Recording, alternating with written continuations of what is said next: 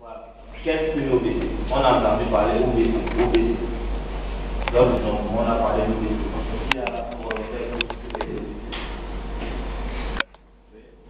Une organisation à base de organisation à base. Mais c'est pas ça. Qui veut mieux? Qui veut mieux? Hein? Quelqu'un peut compléter. C'est déjà obligé de trouver. Il y a une résistance. Résistance égale. Bon. Ça commence à venir. Quelqu'un d'autre?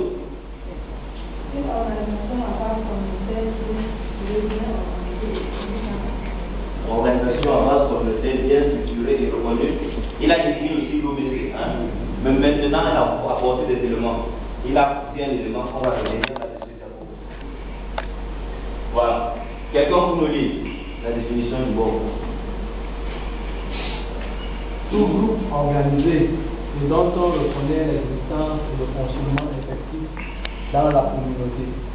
Tout groupe organisé, c'est ça l'obésité, ce n'est pas l'individu. C'est un groupe organisé dont on reconnaît l'existence et le fonctionnement effectif. Ça ne doit pas être un groupe qui fonctionne quand on va distribuer les milliards ou bien quand on va distribuer des nombres après le groupe est bloqué.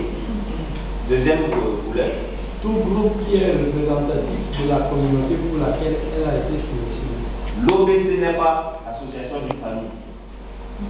On ne doit pas prendre les membres d'une famille parce qu'ils sont organisés, on dit c'est l'obésité de la communauté. Forcément, ils sont toujours pas acceptés de toute la communauté. Il faudrait que l'obésité soit acceptée de la communauté pour laquelle elle est engagée. Et il y a le nota bene là, qui va venir corriger un peu le point qu'il a dit tout à l'heure. Quelqu'un pour lui le nota bene? Le récépissé de déclaration d'association n'est pas une condition préalable au recrutement des OBC, mais plutôt une garantie de leur existence juridique. Je ne sais pas si on se comprend là. Quand on lançait le recrutement des OBC, il y avait une condition là, récépissé. Ça fonctionne point de blocus dans beaucoup de zones. On avait des groupes organisés, les gens disaient qu'ils n'avaient pas de récépissé. L'idée derrière le récépissé était que on avait un groupe de qui fallait choisir 10 barèmes, qui est comme c'est défini. Si vous avez à faire le choix, vous avez peut-être 14, et que parmi ces 10, il y a un groupe qui a le récépissé. Forcément, ce groupe est plus structuré, ils sont plus structurés que celui qui n'a pas récépissé. Mais l'expérience également, parce que parfois, certains ont se récépissé, mais en termes de rendement, ils ne reconnaissent pas le travail attendu. Donc, le récépissé n'est pas une question qui n'est pas non pour le recrutement des membres de l'OBC. Beaucoup ont été bloqués là parce qu'on disait on n'a pas d'association légalisée, on n'a pas de dans notre communauté. On voulait juste des groupes de personnes structurées. Maintenant, si on sait ce que c'est qu'une obésité, quel est le rôle de l'obésité? Quels sont les rôles des membres de l'obésité?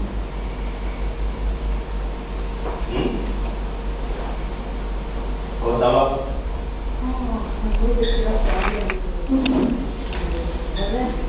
L'obésité.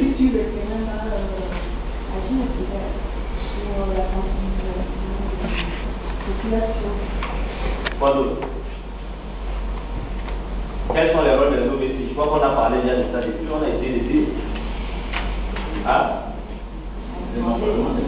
Dénombrement. Ah, quoi d'autre? Distribution. Quoi d'autre? Éducation, sensibilisation, administration. D'accord. Premier rôle, quelqu'un pour nous dire ce qu'on attend des OBC. Élaborer un plan d'action pour mener les activités de lutte contre le paludisme et le stress. Donc l'OBC doit avoir ce qu'on appelle un plan d'action. Chacun de son voisin, on évolue. On voit des gens qui dorment. Le plan d'action, chaque OBC doit avoir un plan d'action pour les activités de lutte contre le paludisme au sein de leur communauté. Ça c'est le premier rôle. Ensuite, organiser des rencontres de sensibilisation de toute la communauté sur la lutte contre le paludisme, les lieux éducatifs, donc il va pouvoir faire ce qu'on a vu, des causeries éducatives, des visites à domicile, des renseignements. Bref, la communication interpersonnelle au sein de leur communauté. Quelqu'un pour lui le rôle suivant? Faciliter la collecte des données et leur archivage en communauté dans le registre de santé communautaire, ainsi que la collecte des données lors des activités particulières du projet, analyse personnelle, suivi et évaluation. Donc là, comme on a dit, on une base mensuelle pour collecter les données. Et ces données doivent être archivées parce que c'est sur du papier, mais on a conçu des registres également pour certains, comme je l'ai dit, vous avez un service à notre niveau, qui doivent pouvoir archiver ces données dans le registre. Pour quelqu'un qui vient de faire exploiter les données du registre. Et bien évidemment, le projet étant, il y a d'autres activités comme le dénombrement qui a été réalisé, on les a sollicités pour la collecte des données du dénombrement, la distribution. Donc, ils vont participer à la collecte des données. D'accord? Quelqu'un?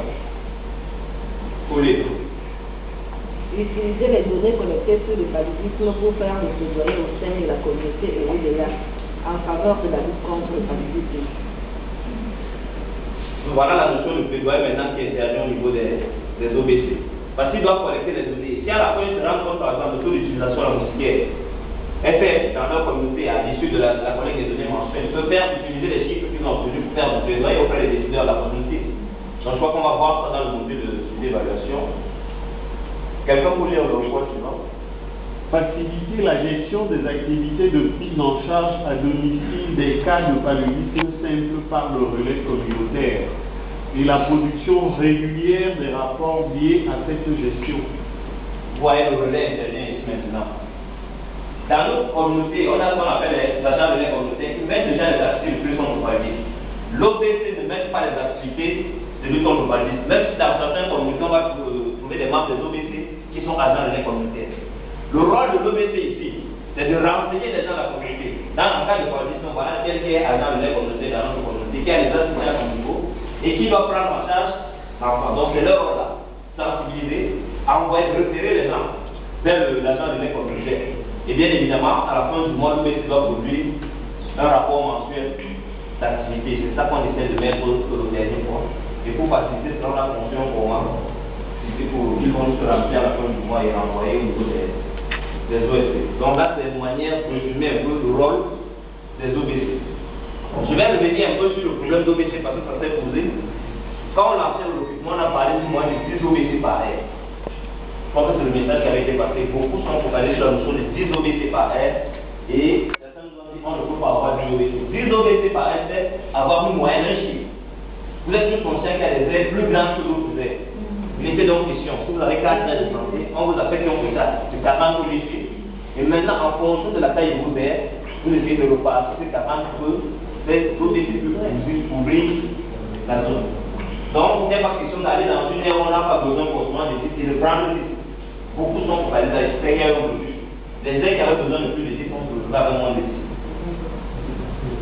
L'information n'est pas passée. On essaie donc de ça au fur et à mesure. Chaque fois qu'on a des rapports, de faire passer ce message. De faire passer ce message. Donc, voilà un peu le rôle des OBC. Maintenant, on va passer, après l'OBC, on a l'OS des districts. Quels sont donc les rôles? On a les membres des OS des districts. La tête, c'est le rôle, c'est quoi? En tant qu'OS des districts. Les OS des districts, là.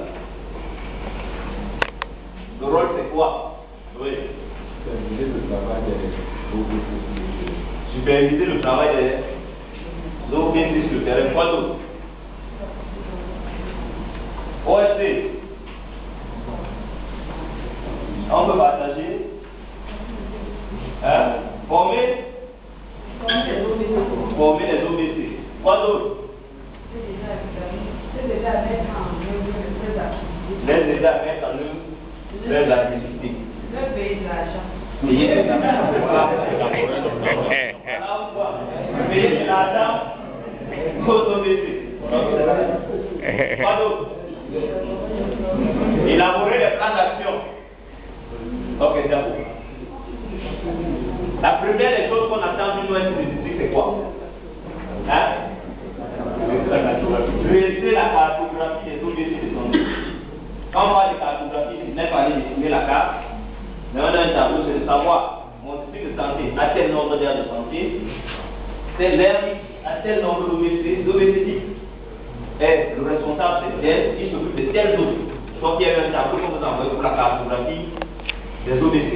Et chaque OS de district doit pouvoir dresser la cartographie des OBC au niveau de son district. Hein? L'un des premiers rôles. Ensuite, renforcer les capacités des acteurs de la société civile au niveau des aires de santé. Vous avez suivi les formations, vous avez suivi les formations et vous devez être capable de restituer ça aussi au niveau des aides. notre supervision. Participer selon le plan d'action établi aux supervisions prévoit le renforcement des capacités des ODC au niveau des aires de santé. Voilà ce qui est également entendu. Des OSP, des districts. On dit gérer de façon efficace et efficiente les fonds mis à sa disposition et ceci dans la transparence la plus totale et absolue. Sachant qu'il y a eu la formation de la bonne gouvernance, la gestion financière et la mobilisation des ressources. Il y a des fonds qu'on va mettre à la disposition des OSP qui doivent être capables de gérer de manière transparente et efficace et dans la voilà. Et ensuite maintenant assurer le paiement du coût du risque. Quoi que c'est le point qu'elle a soulevé. Et si vous ne gérez pas vous-même de manière efficace, comme le monsieur l'a dit, au lieu de prendre les à l'ODC, on peut le payer. Alors donc, les paiements dans les ODC, donc ce qu'on appelle une allocation, ça fait une marche commerciale, ces paiements vont changer par le compte des ODC. Et ils vont nous faire après validation des rapports des membres des ODC qui recevront une base mensuelle. Ça fait partie des rôles des membres des ODC. Interagir avec les bénéficiaires du projet au niveau du district sur le développement des stratégies d'optimisation et la prévention du paludisme. Et la discussion effectue des messages en faveur de la lutte contre le paludisme en cohérence avec les objectifs du projet. Donc, l'OSP au niveau du district n'évolue pas dans le base du groupe, il doit pouvoir interagir avec tous les acteurs au niveau du district. Il y a également des discussions, des messages. Il y a certains radios qui ont été contractualisés dans certains districts de santé. Vous devez être capable de pouvoir reporter sur la diffusion effective des messages par ces radios. On a des fiches de fiches qui ont été envoyées. On a une première question à acheminer. Participer au processus d'évaluation et de gestion stratégique du projet. Produire des rapports mensuels et trimestriels d'activité. Soumettre chaque année un rapport annuel d'activité selon les formats établis. Dans le cadre du projet, on a développé un format standard d'abord pour les autres politiques qui vont permettre de synthétiser les activités des ODC. Bien évidemment, le format narratif dépendra maintenant de vos activités. Parce que le format qui a été développé ne vous permet pas d'être assez narratif dedans. Ça permet juste de synthétiser les activités des OBC de vos aires respectives. Vous devez donc pouvoir la gérer. Vous avez parcouru les contrats, il y a le rapport mensuel qui doit être soumis chaque mois. Il y a le rapport trimestriel qui doit être soumis le 10 du mois qui suit le semestre. Et après le rapport annuel le 15 du mois pour les OSP. Ça, c'est également le. Il y a des questions, ou bien je vais finir d'abord avant de venir à pas de questions. Donc là également, c'est un peu de manière le rôle de l'OSP des districts. Comme je l'ai dit, c'est le choix dans les contrats qui ont été donnés. Après, dans l'OSP des districts, on a l'OSP régional. Bon, je vais demander à l'OSP régional lui-même de nous dire le rôle de l'OSP régional. C'est le point focal. L'OSP régional est de coordonner les activités des OSP des districts. Coordonner les activités de l'OSP des districts. Là, c'est le rôle de manière générale. La coordination là va se passer comment? Faire le suivi des activités qui sont menées. Faire le suivi. On ne peut pas dire parce qu'on a eu celle de l'OSP régional qui connaît son rôle. On va essayer de dire pour que les autres puissent connaître ce qu'on a fait au niveau de l'OSP. Peut-être pas possible, mais de manière toujours résumée. Si l'OSP de district fait la cartographie de ces OBC, l'OSP régional va pouvoir faire la cartographie de ces OSP de district. On a 19 districts de santé dans la région du littoral. L'OSP régional doit savoir district de santé de SIC, voici l'OSP régional, voici la personne responsable, voici son comptable. C'est un des rôles, c'est le premier rôle. Maintenant, renforcer les capacités des acteurs de la société au niveau des districts aussi. Donc, le renforcement des capacités. Vous avez vu l'OSP régional, dans le cadre par exemple des questions-réponses, il y a des comptables qui ont été formés qui, dans un futur proche, vont également former les comptables des OSP des districts, comme les négociations sont encore en cours. Donc, c'est fait partie des rôles renforcés. Participer selon les plans d'action établis aux supervisions prévoit le renforcement des capacités des OSP au niveau des districts. Donc, les OSP des districts seront supervisés par l'OSP régional, et ceci pour un plan d'action, bien évidemment. Gérer de façon efficace et efficiente les fonds mis à la disposition et ceci dans la transparence la plus totale et absolue. Les fonds également sont mis dans la disposition, c'est pour ça qu'on a fait la reformation de la bonne gouvernance de la gestion financière des travaux. Interagir avec les les acteurs au niveau maintenant, les gestionnaires du projet au niveau du parc, c'est la même chose que le rôle de l'OSC tout à l'heure, mais maintenant au niveau régional. Hein? Participer au processus d'évaluation, également produire les rapports mensuels et trimestriels d'activité, soumettre chaque année un rapport annuel des activités selon le format préétabli. Il y a un format également envoyé. Mais ici, il y a des gens qu'on n'a pas dit. Ils vont assurer le paiement aussi des OSP des logistiques. Si les OSP des logistiques vont payer les OPC, eux à leur tour seront payés par l'OSP régional. Et ceci après validation de leur rapport au niveau de l'OSP régional. Donc leurs fonds vont transiter par le fonds de l'OSP régional. Donc là, c'est de manière le rôle de l'OBC, l'OSP et l'OSP régional dans le cadre du projet. C'est pas telle édition par rapport à l'organisation, parce que c'est des questions très évidentes. On revient à nos 45 secondes.